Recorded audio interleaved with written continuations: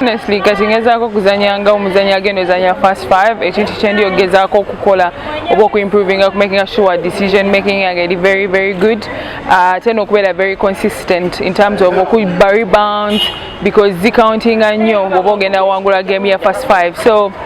I'm working extremely hard to make sure I better myself in terms of, you know, being a good rebounder. What team we are getting subiramu. Lwali lunaku olw'omwenda bukyatandika okukola training oba okwegezamu naye abazanyi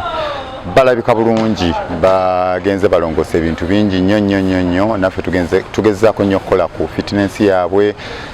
bikwatagana n'ebyekikugu mu kisaawe nga tuzanya omuzannyo ogwo gwennyini naye embeera erabika nga nnungi newankubadde waliwo abamu abalwalalamu wano ne wali olwokuba ne training ebadde y'amaanyimuuko olw'ensonga nti n'obunaku tulina butono naye tusobodde okuyambibwa emibiri ne gikolwako nga omuzannyi nga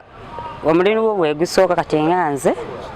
oba owulira bulungi kubanga si kyangu si buli omuntu atuukawo ate oba ogenda kufuna exposure ofuna skills empya okumanya tactics empya okumanya ba opponent bo onazannya ki n'okutambula okuva mu nsi yokugenda mu nsi endala kibeera kyamaanyi nnyo era oba owulira bulungi